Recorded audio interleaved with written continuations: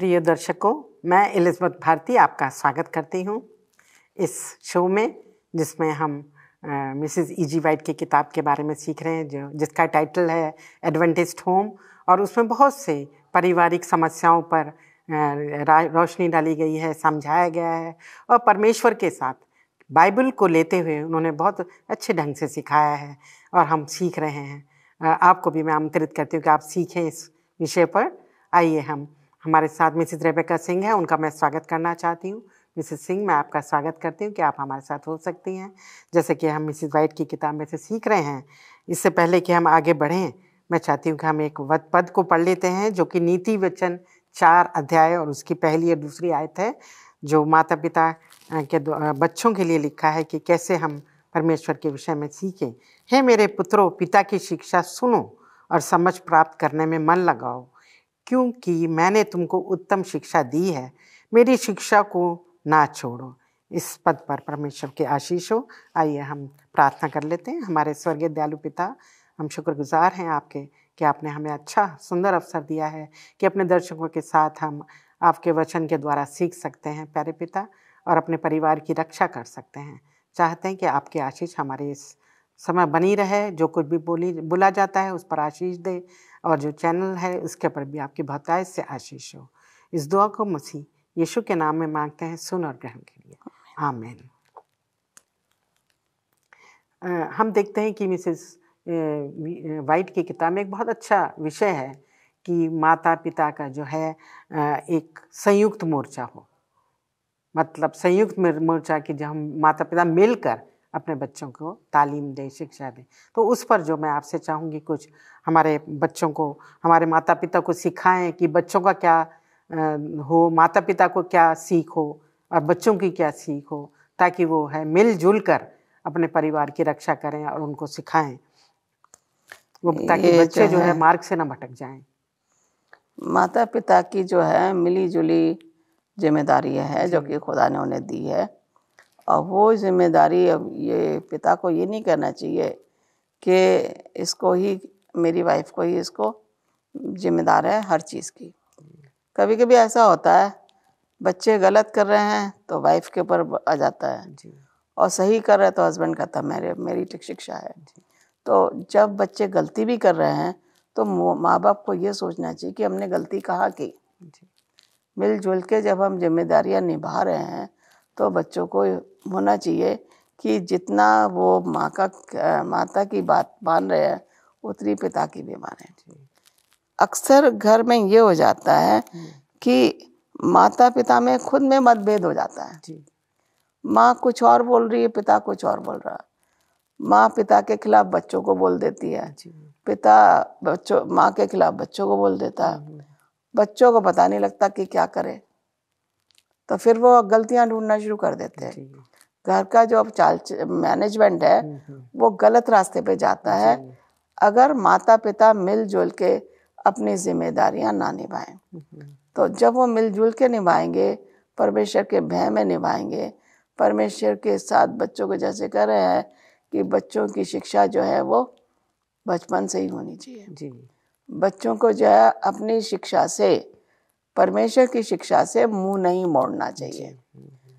अगर बच्चा परमेश्वर की शिक्षा से मुंह मोड़ रहा है, इसका मतलब यह है कि माता पिता में कहीं किसी चीज़ की कमी रह गई है, जिसकी वजह से बच्चा ऐसे काम कर रहा है या परमेश्वर के रास्ते से भटक रहा है।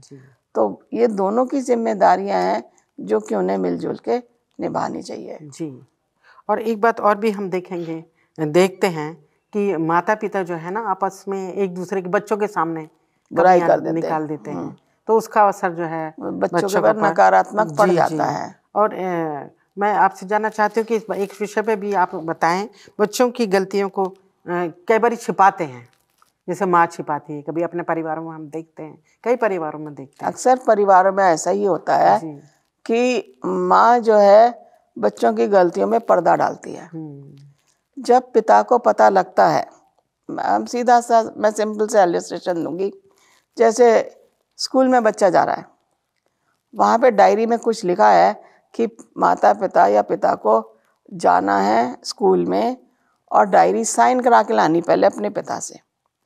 अब क्या है, बच्चे ने ना माता को दिखाया ना पिता को दिखाया, अपने आप ही पिता के सिग्नेचर करके मैडम को जाके दिखा दिया जी और उन्होंने कहा तुम्हारे पिता क्यों नहीं आए? कि वो मेरे पिता है नहीं, वो टूर पे गए हैं। जी फिर घर पे आए तो उन्होंने कहा अच्छा मम्मी को बोलो, कि मम्मी भी नहीं है।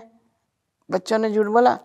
फिर मम्मी को जब मम्मी को पता लगता है कि स्कूल वालों ने ऐसे बोला था, तो ये क्या करती है कि चलो मैं ही इसको क्या करूँगी, सुलझा दूंगी।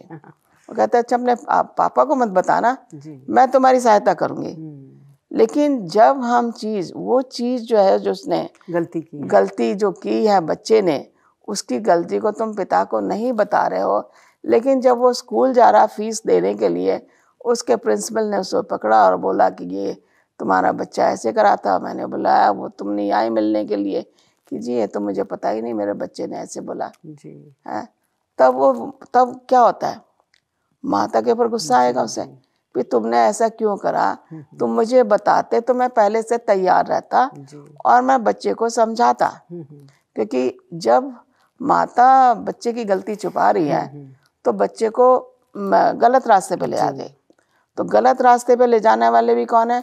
माता पिता। कभी पिता छुपाता, कभी माता छुपाती है। जबकि परमेश्वर कहता है इसकी गलती की इसे सजा दो और इसको सही मार्ग पे लाओ। क्योंकि जब आप इसको सही मार्ग पे लाओगे, परमेश्वर के भय में से परवरिश करोगे, तभी बच्चा सही मार्ग पे चलेगा। वो अपनी जो है गलती को दोबारा नहीं दोहराएगा। लेकिन हम उसे मौका देते हैं कि तूने पहली गलती की है, तू दूसरी गलती भी कर ले, तू तीसरी भी कर ले। बच्चा गलती करता जाएगा, माँ छिपाती जाएगी या पिता छिपाता जाएगा, जो कि परमेश्वर के लिए, परमेश्वर की शिक्षा के मुताबिक ये गलत है। यहाँ हम छोटा सा ब्रेक लेते हैं और दर्शकों आप भी कहीं मत जाइएगा, हमारे साथ बने रहिए। एक छोटे से ब्रेक के बाद फिर हम उपस्थित होंगे इस शो के लिए। दर्शकों आपका फिर से एक बार स्वागत है। हम लोग बातचीत कर रहे हैं, विचार कर रहे हैं और आप देखिए कि क्या समझ में आता है। जैसा कि अभी हम बातचीत कर रहे थे, माता पिता का जो है फेवर कर लेनी है। माएँ जो है फेवर करती हैं। कई बार हम परिवारों में देखते हैं कि जब पिता अगर कहीं डांट रहा है तो माँ कभी फेवर कर लेती है। तो इस पे जो है वो बहुत उसका गलत असर जो है बच्चों में पड़ता है। तो इस पे आप क्या कहेंगे? हम देखते हैं कि बच्चों में जो नकारात्मक बिहेवियर आ जाता है, मतभेद पैदा हो जाते हैं, वो माता पिता से ही होता है। क्योंकि जैसे कि मैं कहते हैं कि याकूब की कहानी में मैं फिर जाऊंगी, क्योंकि याकूब की कहानी में क्या था, याकूब और उसका भाई एसाव, है ना। तो जब याकूब जो है इसहाक जब ब्लेसिंग्स देना मांग रहा था, तो उसने जो है बड़े बेटे को बोला था कि तू मुझे खाना पका के खिला अपने हाथ से और मैं तुझे आशीष दूंगा।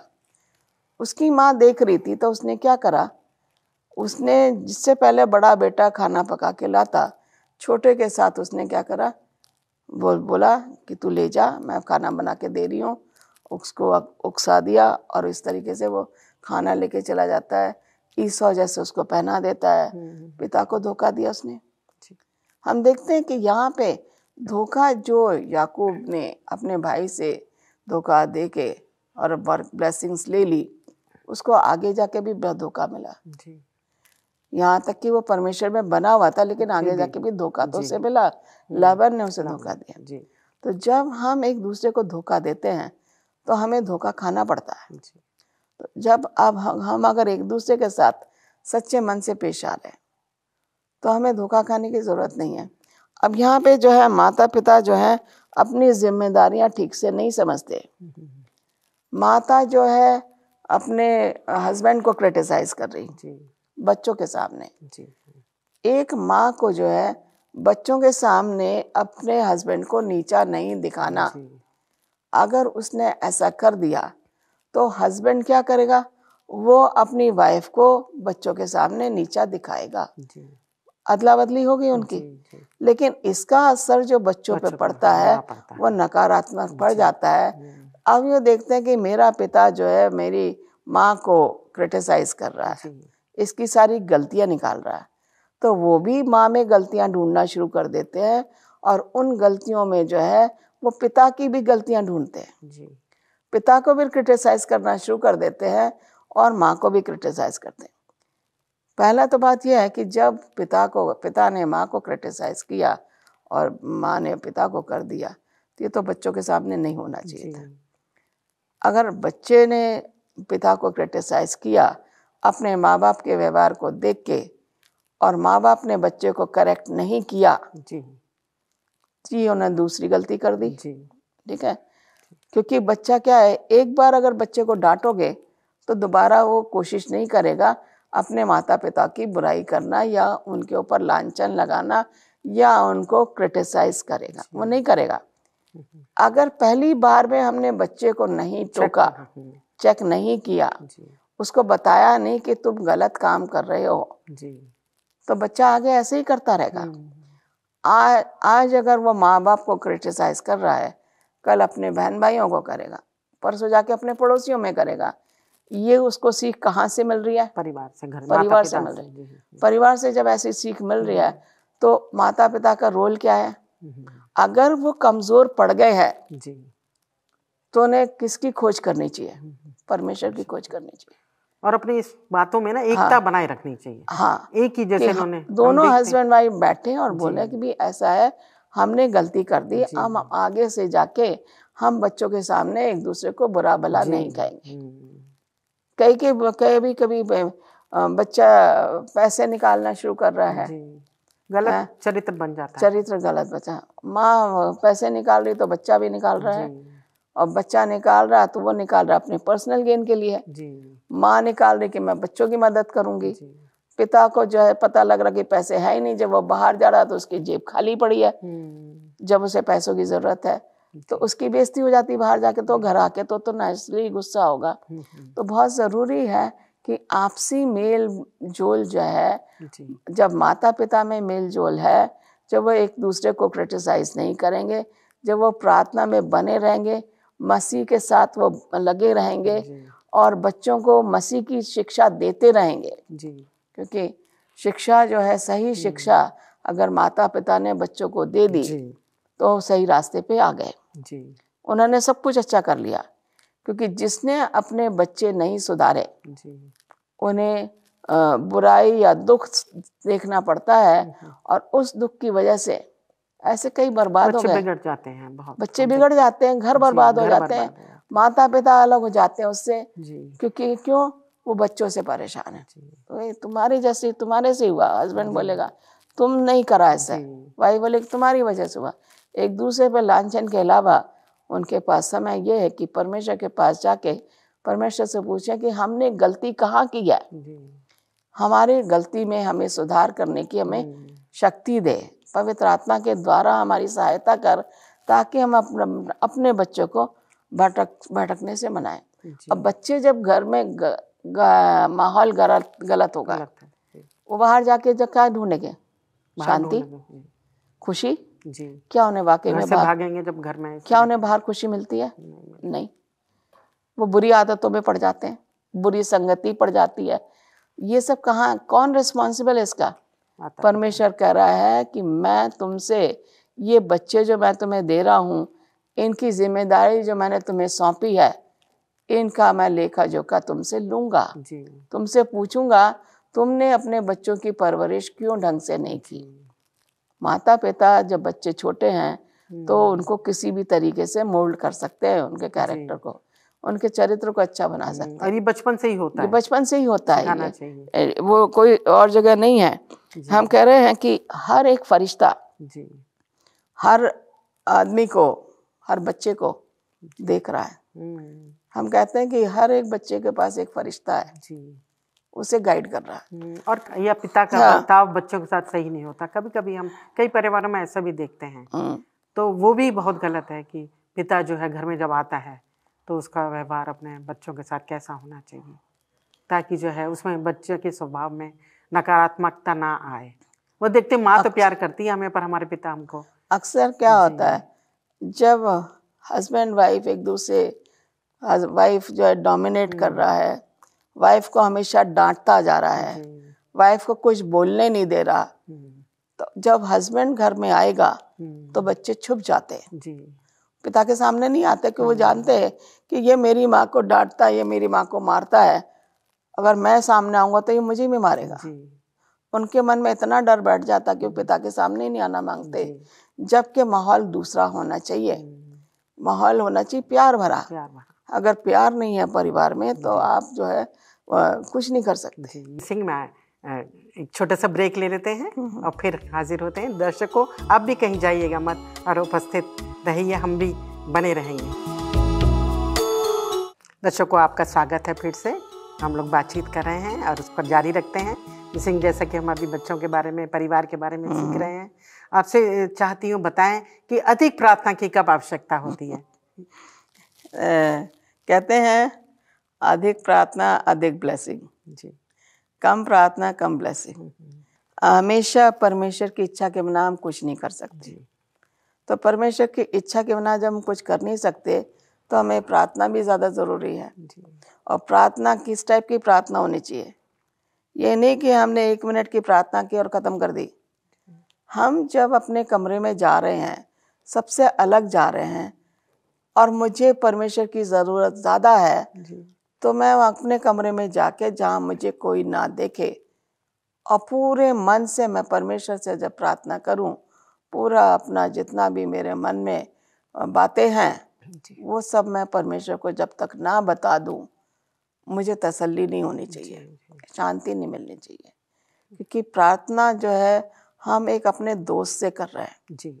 हमारा दोस्त यीशु मसीह है, और यीशु मसीह जब हमारा दोस्त है तो उसने कहा, मुझे परखो, मेरे पास आओ और मैं तुम्हारी सहायता करूंगा, मैं तुम्हें नहीं त्यागूंगा, मैं हमेशा तुम्हारे साथ हूँ। तो जब वो कह रहा है कि परिवार के हित के लिए हमें अधिक प्रार्थना की जरूरत है। कभी कभी हमारे पास कोई ऐसी संकट की घड़ी आ जाती है, तब भी हमें, मैं सोचती हूँ कि अधिक प्रार्थना की जरूरत होती है। हमें जब भी कुछ भी हमारे पास है, बच्चे हमारे परेशान हैं, या कोई और पर आर्थिक तरीके से कोई परेशानी है, मानसिक तरीके से कोई परेशानी है, शारीरिक तरीके से कोई परेशानी है, तो हमें कहाँ जाना है? परमेश्वर के पास। शारीरिक परेशानी है तो हम डॉक्टर के पास चले जाते हैं, लेकिन ये भूल जाते हैं कि वो डॉक्टर जो है वो दवाई सेकेंडरी है, जो हीलिंग है वो परमेश्वर से आ रही है। चंगाई हमें परमेश्वर दे रहा है, शारीरिक तौर पे, मानसिक तौर पे, आत्मिक तौर पे। तो ये जो दवाई है ये तभी काम करेगी जब हम परमेश्वर से प्रार्थना में जाएंगे। कभी कह रहे इतनी दवाई खा ली मैंने, इतनी प्रार्थना कर ली, परमेश्वर मेरी प्रार्थना सुन नहीं रहा। कहीं ना कहीं जब ऐसा होता है तो आदमी कमजोर हो जाता है विश्वास में। जब कमजोर हो जाता है विश्वास में, तभी वह ऐसी बातें करता है। तो जब हम देखते हैं कि हमें परमेश्वर को खोजते रहना चाहिए।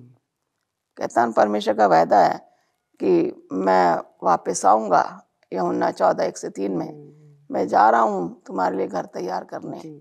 क्यों वो घर तैयार कर रहा हमारे लिए? उसे हमारी चिंता है, उसे हमसे प्यार है, इसलिए कह रहा है जहाँ मैं रहूंगा वहाँ तुम भी रहो। उसने वायदा किया है। वो कह रहा है जैसे मैं जा रहा हूँ वैसे फिर आऊंगा। किनको लेने आ रहा है? अपने लोगों को। हम देखते हैं कि बाइबल में भी यीशु मसीह ने कितनी प्रार्थनाएं, जब संकट की घड़ी थी, आखिरी समय था, तो भी गतसमनी बाग में उन्होंने प्रार्थना की। जब कमजोर पड़ जाता है इंसान, जब उसको कोई रास्ता नहीं दिखता, यीशु मसीह ने गतसमनी बाग जो था, इनके बहुत अच्छी जगह थी उनके लिए, कि रोज रात को चेलों से अलग हो जाते थे और प्रार्थना में पूरी रात, उन्हें जो ताकत मिलती थी पूरी रात प्रार्थना करके, सोने से नहीं मिलती। प्रार्थना में हमें ताकत मिलती है। अगर हम परमेश्वर को अजमाना मांग रहे हैं तो हमारे साथ अधिक से अधिक में प्रार्थना करनी चाहिए। हमारी शक्ति प्रार्थना में है। परमेश्वर हमें प्रार्थना के द्वारा हमें शक्तिशाली बना रहा है, हमें कमजोर नहीं कर रहा, लेकिन हम कमजोर पड़ जाते हैं क्योंकि हम परमेश्वर को भूल जाते हैं। और एक दूसरे के प्रति हमारा कैसा मनों में जो है, कैसा व्यवहार, कैसी भावना हम दोनों लोगों के हमारे दिलों में होनी चाहिए। ये भी एक आदमी की सोच हमेशा सकारात्मक होनी चाहिए। Be happy and let others be happy. आप खुश हो तो दूसरों को भी खुश करो, लेकिन आप जब खुशी नहीं हो तो दूसरों को कैसे खुश करो? जब आप खुश नहीं हो तो आप परमेश्वर के पास भी नहीं जाओगे। जबकि आप परमेश्वर को कुछ भी नहीं बता रहे, ना उससे प्रार्थना करना मांग रहे, ना कुछ करना मांग रहे हो, तो आप कैसे खुश रहोगे? है ना? तो हम देखते हैं हमारे मन कैसे होने चाहिए, साफ होने परमेश्वर के लिए, हमारे लिए प्यार, हमारे मन में पवित्र विचार परमेश्वर के लिए, हमारे मन में एक दूसरे के लिए प्यार, हमारे मन में एक दूसरे के लिए लगन, हमारे मन में परमेश्वर के वचन को साझा करने के लिए लगन। अगर हमारे मन में लगन नहीं है तो हम आगे कैसे बढ़ेंगे?